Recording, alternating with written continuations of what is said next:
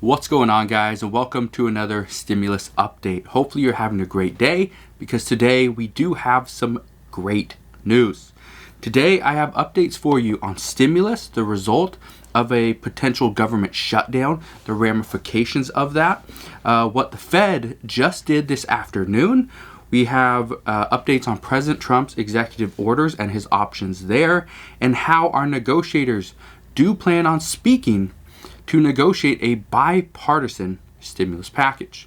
First, let's address what Senate Minority Leader Chuck Schumer told us earlier today regarding negotiations between Democrats and Republican leaders. So specifically, Nancy Pelosi and himself, Chuck Schumer, and Senate Majority Leader Mitch McConnell. Chuck Schumer stated, and I quote, "Last night, they've agreed to sit down, and the staffs are going to sit down today or tomorrow to try to begin to see if we can get a real good COVID relief bill." So there's been a little bit of a breakthrough in that McConnell's folks are finally sitting down and talking to us. This is very good news, okay? Great news in my opinion. And I say this because if our leaders in the House and the Senate, Nancy Pelosi and Mitch McConnell, do not negotiate, they don't come to the table or get on the phone, grab their phones, and actually call each other, the problem is we're never going to get closer to a stimulus deal. So this has to happen at some point. So now that we know Mitch McConnell is open to it, and he's going to instruct his staff, whether they're working on it right now, I don't know, but hopefully we'll have answers maybe later today, if not tomorrow. So this is very good news. Now, one report, okay, there's multiple media outlets reporting this exact same thing, but one of these reports is indicating that Chuck Schumer may have misspoke, and instead of negotiations for a COVID relief package, the staff, okay, these aides, are getting together to negotiate the government funding bill, not specifically the COVID relief bill. But in the statement that Chuck Schumer made, he specifically said to begin to see if we can get a real good COVID relief bill. So that would have been a major misstep on his part. But either way, whether it's just to get the staffs together to discuss and negotiate the government shutdown bill or the COVID relief package, they got to get together at some point. Whether it's virtually or in person, they have to get together to negotiate either one of these bills. So I believe this is still good news either way, because this means that they are not opposed to negotiating. And if they negotiate one bill and it comes together, let's say the government spending bill, they negotiate it and things go very well, the chances of them rolling that progress into the next bill is more likely. So this is really good news. But being that we are talking about the government shutdown, government spending bill, let's just address what one report came out today was stating that if there is a government shutdown, this would ultimately send home about 1 million people without pay. Government employees, about 1 million people. This is not good considering the amount of people currently on unemployment. Just this morning, the new unemployment numbers came out for last week.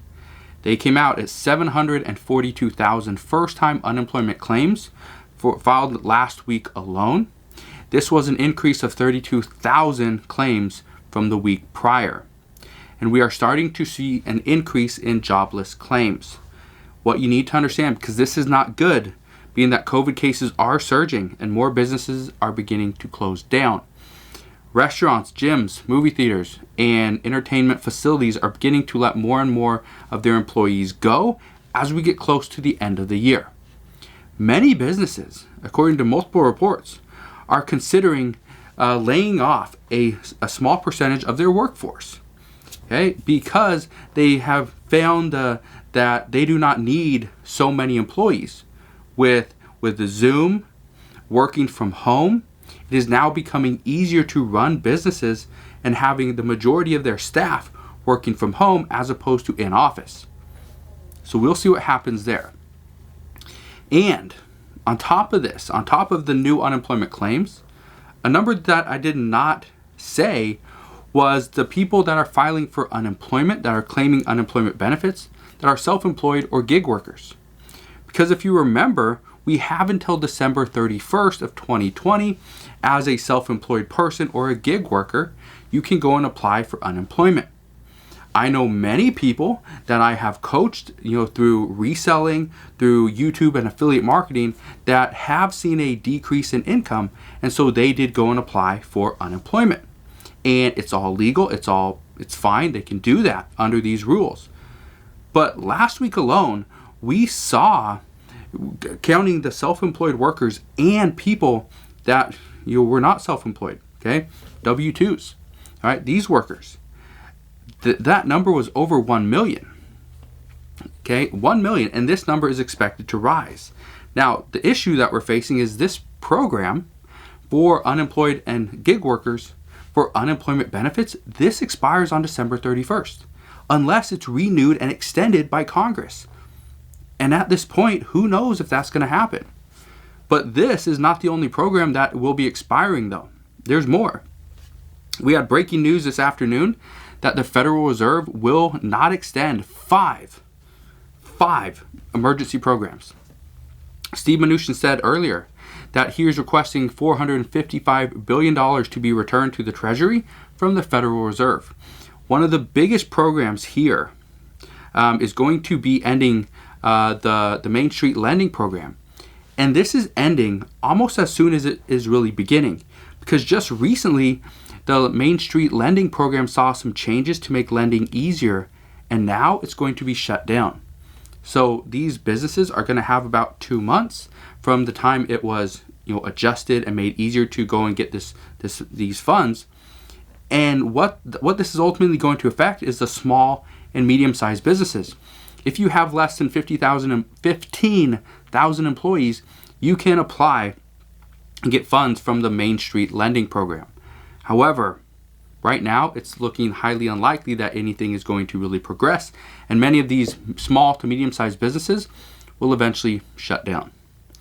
Some people are saying that the reason why Steve Mnuchin is asking or requesting this $455 plus billion be returned to the federal or the Treasury is simply because the economy is coming back.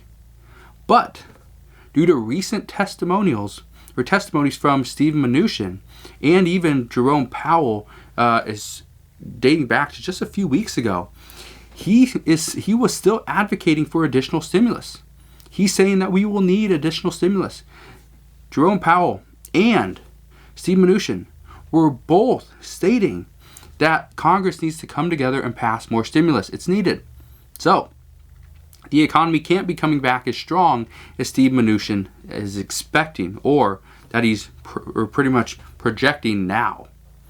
However, more people are looking at this as a political move from the Trump administration. Here's why. By getting the $455 billion back before Biden takes office, before Joe Biden takes office, which many people expect him to do, if the Treasury gets that $455 billion back from the Federal Reserve, that means Joe Biden will not be able to use any of these funds without first getting Congress's approval. That is where it turns political. This means that some of the executive orders that Joe Biden could have done or had in mind are now going to need to be reconsidered. They will not happen. So this means that for additional stimulus, it must go through Congress. No more trying to do an executive order. It will not happen. Steve Mnuchin is going to take $455 billion back, so Joe Biden's options here are somewhat limited. This morning, Joe Biden said we have a better chance of passing stimulus after Trump leaves office. However, there is still a chance that Trump remains in office after January 21st. Right now, everyone's saying there will be a peaceful transfer of power, but all indications are pretty much suggesting there will not be a peaceful transfer of power. So we will see what happens there. Joe Biden did outline 5 things that he wants done. First, he wants to provide, and he wants this done now. He does not want to wait, but he understands pretty much all these things will have to wait if President Trump is not willing to sign a stimulus bill. First, we have relief to schools, businesses, working families, and state and local government. Second, he wants to spend money on infrastructure, provide jobs. As people are losing their jobs, let's spend some money on infrastructure so that we can input and add more jobs into the economy. Also wants to provide vaccine education and provide funding for the National Guard. And they want to do this is because right now many Americans are saying they will not go and get a vaccine.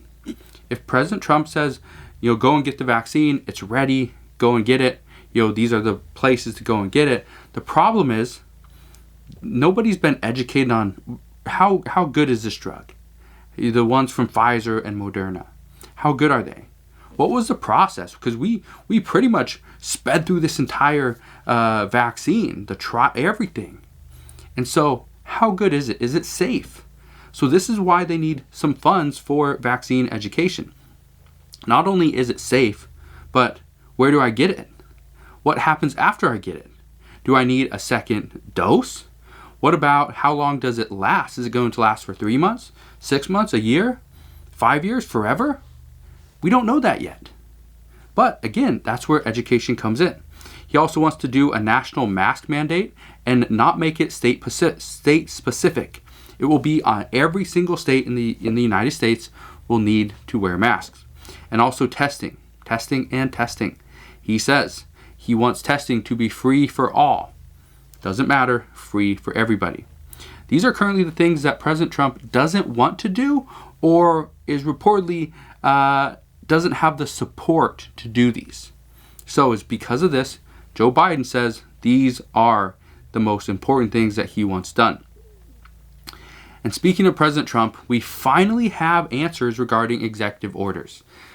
People have been asking this for months. Why doesn't President Trump come out, sign another executive order saying more unemployment? He's done it before. Let's give some funding to the airline industry so that we can kind of bail them out so they don't go bankrupt. Okay, that's great. And even stimulus checks. If there's 300 billion, this is President Trump is what he said. We have over $300 billion in the account that we are not using and do not need. That's the exact quote from President Trump from a couple months ago. Well, we finally have answers. Finally. Lawyers from the Treasury stated today that President Trump cannot send stimulus checks himself. He cannot do this without the prior approval of Congress. That means the House and the Senate, which pretty much means Nancy Pelosi and Mitch McConnell. It also states that he is also not able to provide any relief to the airlines either. He cannot just go and send them a check. That can't happen. So currently, the executive orders that President Trump can do and can issue won't provide much relief to the American people or the average American person. It is because of this. So he can't provide a stimulus check. Okay, we understand that. He can't provide himself unemployment benefits. Okay. He can't provide any airline relief either. All right, fine. What about rental protections? What about the eviction protections? Is this going to be extended past December 31st? As of right now, it's not looking likely. So we will see as time goes on how much we get and how much protection us as Americans actually have. What I can tell you right now is we are finally getting answers on all the questions we have had for over just a couple months. We've had these questions for a few months, if not longer. So we're finally getting answers. The good news is we don't have to guess anymore, that we are getting these answers, and that's great. The bad news is that much of what is happening right now will not help most people in need. That's the bad news. So as I know more regarding stimulus, the economy, even how you can make money by working from home, I will let you know. But make sure you stay safe. Make sure you subscribe to this channel so I can keep you updated on everything that's going on. and I'll see you guys on the next one.